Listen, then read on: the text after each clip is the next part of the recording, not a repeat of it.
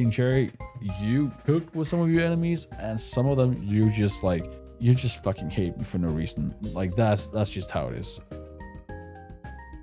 Chat, today we're doing a tier list going over the most bullshit enemies in Silksong.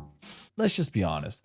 We all know that there were more than one enemy in this game that made you feel like, why does this exist? Just delete it from the source code. Saying that, let's go into the tiers. Now remember, this is a bit of a reverse tier list, which means that S is gonna be the worst, like the very worst, like the most infuriating, frustrating, just get rid of the enemy type of enemies. And D is gonna be like the, yeah, that makes sense, like that's cool, like that's fair. So I want to say S for source code, deleted. Just delete this guy from the source code. Like, fuck this enemy. Truly, just get him out of here. This was some annoying ass thing to deal with every single time, and I wish it wasn't the game. Actually, unfair. This has done bad things to me more times than I would like to admit, but I don't want it gone from the game. Balanced enemy.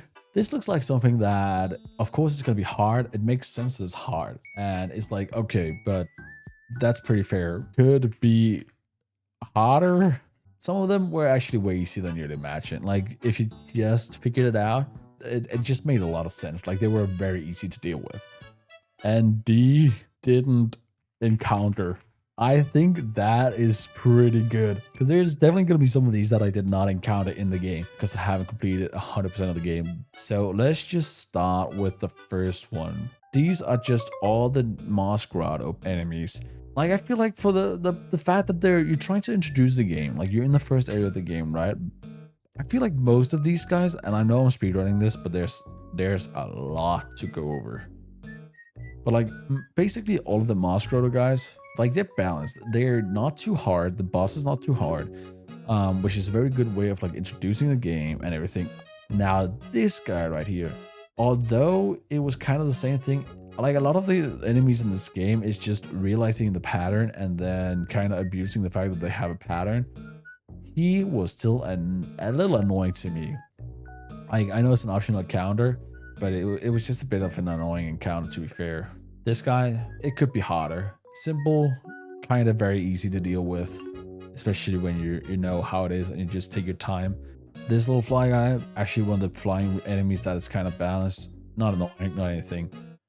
Now, excuse me, is this the motherfucking beast fly? It looks like the beast fly. And that guy, yeah, I don't even need to explain that. Delete it from the source code. This is one of those where it's like, why? It makes sense, but it's just annoying the fact that it hits you more than once. Like, it can attack you one time and then hit you twice, especially when you have like 5 HP or something like that to begin with. It just does not make sense. I only remember this guy from the one spot where you have to do like I called it like the lava level in Lego Star Wars, where the lava is rising and you have to parkour all the way up to the top before it reaches you. I remember these guys from there, and I think they were kinda annoying. I actually think I want to put them in annoying, because I think there was there when you fight the upgraded beast fly. Actually, now that I think about it, they're annoying as hell. Fuck this guy, respectfully. This guy right here, like, it's more of an obstacle than an enemy. I actually never tried to hit this guy. I don't even know if you can combat these guys. Bell Beast. Delete from no, I'm kidding. This guy, honestly, kind of balanced. A good one of the second boss, I think it is, where you unlock the Bell Beast gateways, what it's called. Loki just might go Peter. Like, it sounds, every time Haunted calls in this little homie, it sounds like she's almost calling Peter, and it gives so freaking Appa from Avatar: The Last Airbender vibes. Now, these guys, some of them were more annoying than others. I think this guy is fairly balanced. It was intriguing with the fact that they gave him armor by giving them a bell on their head so you can hit him there. I kind of thought that was kind of cool. So I want to say this guy is fairly balanced. Although his jab, jab, jab kind of move can be a little annoying. If you just time it, it is fair enough. And again, that's with a lot of these enemies, but some of them are definitely more annoying to deal with than others. So I'd like to put this person here. This motherfucker. This fucking guy. He is annoying as hell. I low-key intrigued to just put him delete the source code because fuck this guy. But am I gonna put him? Actually, I might just put him in delete for the source code because fuck's sake, he throws so many explosives and he's annoying to hit. Everything is just annoying about him, and he's too tanky. Because like the reason why this guy is not a problem, although he kind of does the same thing by throwing explosion, is that as soon as you unlock the ability to do, throw your needle and then with a thread go exactly to where the needle lands, you can one shot this guy. Like this guy becomes so obsolete as soon as you unlock that ability, because if you just hit him with it, you one shot him. So that's where I say the balance, because they start up by being annoying, but as soon as you unlock that, you're good. You're straight up just good. These, I mean, I think that's pretty fair. That makes so much sense. Like they don't attack you; they're passive. That you just kind of farm thread on them, and then you're good. This guy right here, freaking Blitzcrank, might be one of my favorite bosses from the entire game. It was such a cool, like, different type of fight. Like there was some bosses in this game where I was like, this is a really cool, fun fight compared to some of the, like, what they tried in the first Hollow Knight. This guy was annoying, don't get me wrong, at times, but he is a boss, so he's got to be somewhat annoying. As soon as you get the boss title card, like, you are allowed to be somewhat annoying. And with that in mind, this guy, low-key a goat boss fight, but very, very, very balanced. This Sister Gwen-looking ass from League of fucking Legends, excuse my language, fuck you. Now this here, I don't remember what it's called. It was a boss that people said was really, really, really, really, really, really, really, really, really freaking annoying. And he kind of was. But at the same time, I also think he was kind of balanced. So I want to put him in balanced enemy, because it didn't take me too many attempts. And maybe it's just because I'm a god gamer, who can tell. It wasn't too bad, to be fair. This take I'm about to do here, I don't think I need an explanation for this. Just simply delete it from the source code. Why would you include this? This is just there to be pretty much annoying, and that's it. There's no other reason they're there. The Wraith is a really cool concept. And when I first encountered them, I was like, what the? Because they just scream, they charge at you, and if they grab you, they suck the thread out of you. They seem really scary, and I was like, this is so I did not like them at first, but then I realized that if you hear the scream, you do a jump down, pogo, you can just kind of abuse that, and they become really, really, really, really, really, really easy. So I'm gonna put them in could be harder. This little spitting freaking bush looking guy, get him out of the source code. The double spit of projectiles, it was just annoying. And then it freaking, it just flees into nothingness. It's like, okay, I finally dodged everything and I'm finally close enough for me to attack you. He just hits the peace out freaking emote and he goes out of the map and you can't hit him now. And then he reappears later. Just simply annoying. Now this guy here. So I haven't actually beaten the arena thing where you fight this guy and somewhat like a lot of these guys, and you ultimately fight the boss that was the next one. But I think this guy is pretty fairly balanced. Like, he's doable if you just use the throw your spear, you get to him kind of thing, and then get above them. Fairly doable. Now the tree boss, I didn't really have a big struggle with this. I feel like as soon as you realize you can destroy the roots that this guy summons, it's really, really, really, really, really easy to deal with, and you can basically just walk barely out of its attack range, hit it, do the same thing every time it does like the strike down from the roof. So I honestly think it could be harder. This thing, it can't hit you half the time. You just dodge his bullets, and it's pretty much just a stationary target. And yeah, it could be harder. That's my general feeling about this guy. This guy, he gives hella neck, but he's honestly just a obstacle pogo course. Nothing really to care about.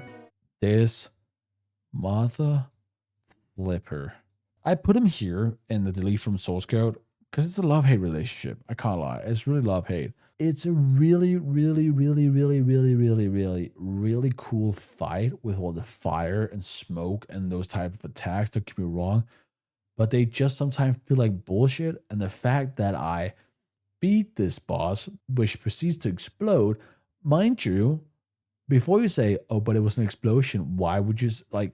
I beat this. Okay, the story is I beat this boss. I'm like, yes, I fucking did it. Put down my controller on my desk, start reading chat, and then explodes and kills me. And I'm like, what? Does that mean it didn't count? Turns out it didn't count. And before someone's gonna say, well, duh, it exploded. Entirety of Hollow Knight 1 and pretty much 90% of bosses in Silksong, they would do the same kind of looking animation where they become like that big like red dust cloud thingy, whatever, and they explode, which doesn't do damage except for the freaking last judge, which apparently does damage. Like, how would you know? How would you know? And I'm apparently not the only one who did it, but that's just like, it's really cool boss with some of the attacks, but it's so fucking annoying with that one mechanic. Now, these trigonometry fuckers, as I like to call them, freaking bouncing trigonometry, input, output angle, bullshit is, you're respectfully getting right up here. And you can follow them because you're just a worse version of this guy. Damn, they told me that math wasn't important, but I guess if you have to dodge enemies in Silksong, you gotta log into it. I think these are Greymore, the bird that is kind of like annoying. It flaps, and then it goes like this, and then it flaps, and then it goes like this. Flaps. You know what I'm saying? This is something I feel like I had the encounter of in Silksong quite a bit, is that some of the simple enemies like that, which just keeps dodging and being annoying, and just like, you know, they keep a distance, they do this thing, and then they seem so simple, but they're so annoying. So personally, this guy is gonna go up in annoying. Fuck that guy. This is where we get into something. This guy, all are balanced, I would say. I'll put, real quick, let me just put these guys up in balance. This guy, okay. This is just another one of those scenarios where you have a bell, and bells equals fuck you, delete from source code, respectfully. These guys, unless you're an absolute freaking egghead, this guy should be fine to deal with. You just gotta position correctly, and the only time it becomes hard to deal with is when there's two of them. This freaking Silksong, mosquito looking ass, actually it doesn't look like a mosquito, but mosquito acting ass, piece of shit, everything I hate about you, straight up into removing from the source code. I don't give a damn. It's annoying, it keeps its distance, it sucks your Fred. It has a weird hitbox, so I kept getting hit randomly by it for no apparent reason, I felt like. It just felt really, really, really, really, really horrible to fight against. This guy made me talk shit about the B-movie script. I can't lie. This guy was annoying as hell. This guy in itself was not annoying. The bees around him were annoying. Like, it was to the point, I remember when I was doing the fight, the same arena fight we were talking about before with this guy and the big guy down here, I got so mad at these guys, how the beats would hit me all the time, that I just started talking shit about the B movie script and how it was a shit movie. Like, it was so, I got so frustrated. This is just a pogo obstacle. Not too bad. Actually, could be harder. It's just a pogo obstacle. It's one shot if you get, what, one needle upgrade or something like that. This guy, I believe, is the same thing where you can just do your spear throw and then you like where you get to them and then you one shot these guys. These are all in the clockwork area with like a lot of parkour stuff. Like, these are all enemies where I didn't really care too much. They could be harder, to be fair. The same for this guy. This guy, you were a really good pogo to the parkour part of that area where you had to parkour all the way up. This guy I felt like was kind of balanced. It is the guy that I remember correctly. He kind of shings with his 4 little arms, but not too bad. This right here, might be one of the best fights. I have the same feeling about the Clockwork Dancers as I have about this Blitzcrank guy up here. I think it's a very balanced fight. It's an amazing idea for a fight. The different tempos, the different like, it was just a really beautiful fight to some extent. And I know people have glazed it a million times. I'm just gonna be another one who glazes it. It is just a really, really nice fight. I can't lie. Now this might be my third favorite fight of all time. Trubio. Not an easy fight by no means, but really nice, really fun, really cool fight. So I'll put him right next to the different bosses up here and just say this is like goated. This felt balanced and it felt nice and it felt good. This guy right here, the spitter guy, the guy who freaking hucked tours at you, which is disgusting as hell, but honestly kind of balanced. Easy enough to deal with. The only annoying thing about him is that you get kind of slowed penalty for the spit if you hit it, but that's about it. Do you fight Shakira? I know she's called Chakra, but I love calling her Shakira. That might be the side quest where you have to like find her or something. I haven't encountered her fight. This looks like the shadows from the first game. I'm pretty sure this guy was supposed to be able to help you. You could recruit him to help you with the Morwing fight. But I haven't encountered him because I didn't do that. Okay, now we just have not so many left. This flea thing was kind of annoying. Like, its attacks are very simple, but it was annoying because it was in a very, very, very, very, very, very, very, very, very, very, very tight spot. And it just, like, it was filling out the tight spot. And it just does 2 damage if it touches you. So I would put that guy in annoying. What was this was called again? The Weaver, the Widow. I think Widow Weaver, something like that. I like the fight.